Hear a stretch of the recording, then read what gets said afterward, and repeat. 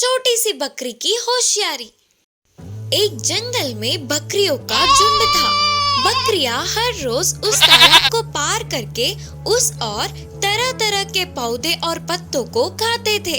फिर से शाम होते ही तालाब को पार करके वापस आ जाते थे। एक दिन उस जंगल में एक लोमड़ी आई। आहार के लिए ढूंढ ढूंढ कर थक के उसी तालाब के तट पर सो गई।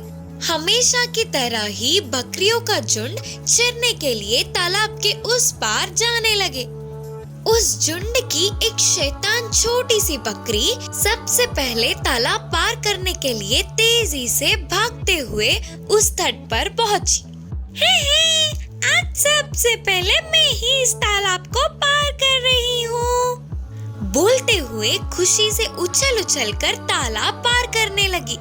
उस आवाज से लोमड़ी के उठते ही बकरी को देख भूखे लोमड़ी के सांस में सांस आ गई। बिना आवाज के उस तट के बाजू में छुप गई। बकरी को खाने जा रही है करके उसके मुंह में पानी आ गए। तालाब को बस पार करने ही वाली थी, तभी अचानक बकरी ने लोमड़ी को देखा। इससे वो डर गई।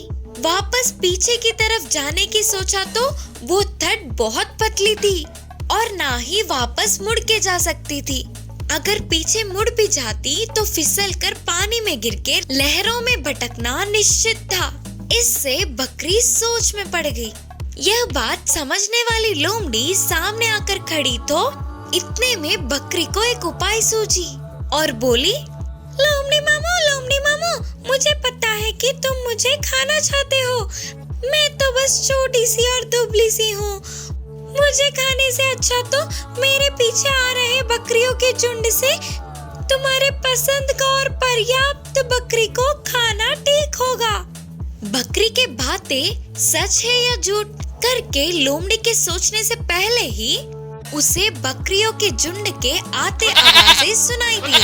फिर लोमड़ी ने सोचा, हाँ ये भी सही है। ये बकरी की बच्ची तो मेरे एक दांत के नीचे भी काफी नहीं होगी। वही उस झुंड से अच्छा सा पुष्ट बकरी को ले गया तो एक हफ्ते तक आराम से खा सकूंगी। सोचकर लोमड़ी ने उस छोटी सी बकरी को छोड़ दिया। वह शैतान बकरी तुरंत उधर से निकल गई। लोमड़ी को बिना दिखे उस खतरे के बारे में जोर से चिल्लाकर चेतावनी दी। इससे उन बकरियों का झुंड उधर से ही वापस मुड़ गया। इतने समय बाद भी बकरियों के झुंड के ना आने पर वह शैतान बकरी ने उसे चकमा दिया करके लोमड़ी समझ गई। फिर वह छोटी सी बकरी अब कोई खतरा नहीं है करके जानकर वापस अपने बकरियों के झुंड में शामिल हो गई। लोमड़ी से उन्हें बचाने के लिए बाकी के बकरियों ने छोटी सी बकरी की बहुत तारीफ की। इस कहानी की सीख है कि खतरों के समय बुद्धि से काम लेना चाहिए। चूहों की मदद। कृष्णापुर नामक गांव में एक बार भूकंप आया। इससे सारे घरों के गिरने पर सारे गांव वाले उस गांव को खाली करके चले गए। इससे वह गांव चूहों के लिए रहने की जगह बन गई।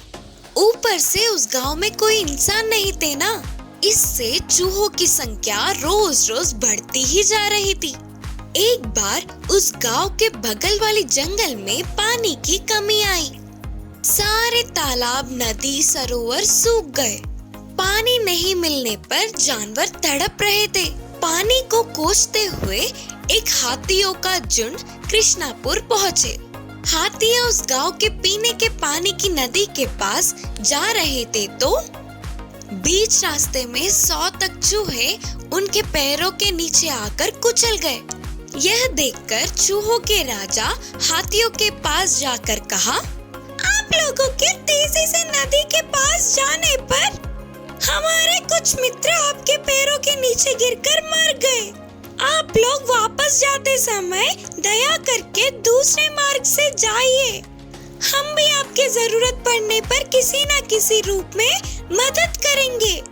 जरूर, हम दूसरे मार्ग से ही जंगल वापस लौटेंगे, लेकिन आपके जैसे छोटे जानवरों से हमारे जैसे बड़े जानवर कोई मदद नहीं लेंगे और ना ही इसका आशा करेंगे।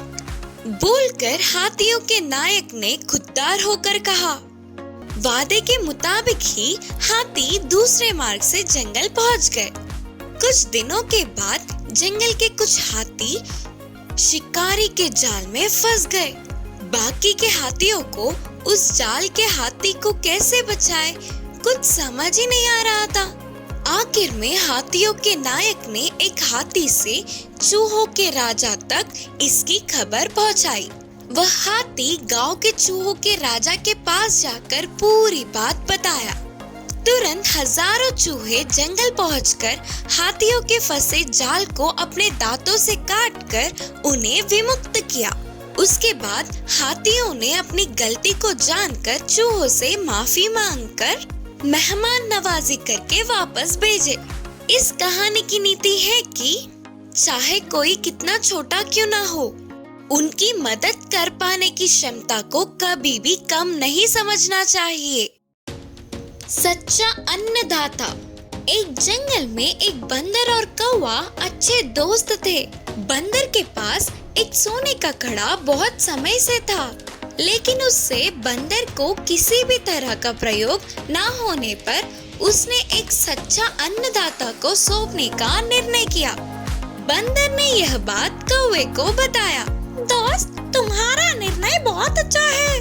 भूखे लोगों को थोड़ा खाने देने वाला सच्चा अन्नदाता को तुम्हारा इस सोने के कड़े को उपहार में देना बहुत सही होगा। जंगल में सच्चे अन्नदाता के लिए बंदर और कौवा ढूंढने लगे। पहले वे दोनों लोमड़ी के घर जाकर उसके आंगन में बैठे। भोजन खाने का समय होने पर लोमड़ी मेहमानों को खाना लगाते हुए दिखी।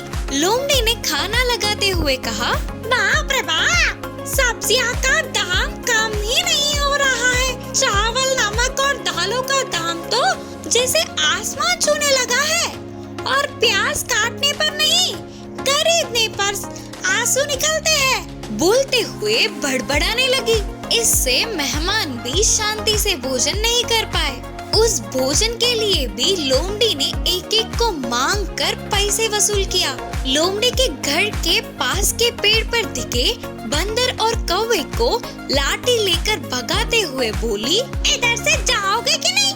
बोलते हुए जोर से चिल्लाया। इससे बंदर और कौवा उधर से भाग गए।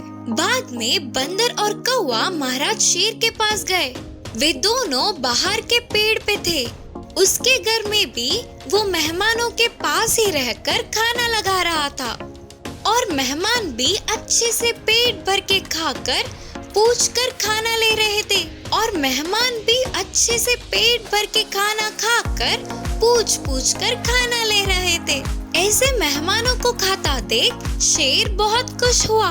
उतना ही नहीं, उसने मेहमान नवाजी के लिए किसी से कोई पैसे तक नहीं मांगे। थोड़ी देर बाद बंदर और कौवे को देखने वाला शेर घर के अंदर गया। लाठी लेकर आएगा करके वे दोनों भागने की तैयारी में थे। बाहर भोजन लेकर पेड़ के नीचे रखकर बोला, मेरे मेहमान, पता नहीं आप लोगों ने कब खाया होगा। भोजन के समय पर मेरे घर आए हो, आओ आओ पेट भर के खाओ। इससे भूखे बंदर और कौवे ने तेजी से पेड़ से नीचे उतरकर पेट भर के खाया। फिर बाद में उन्हें पता चला कि शेर ने अपने लिए बचाई हुई खाने को भी दान कर दिया। इससे बंदर और कौवे का मन भर आया।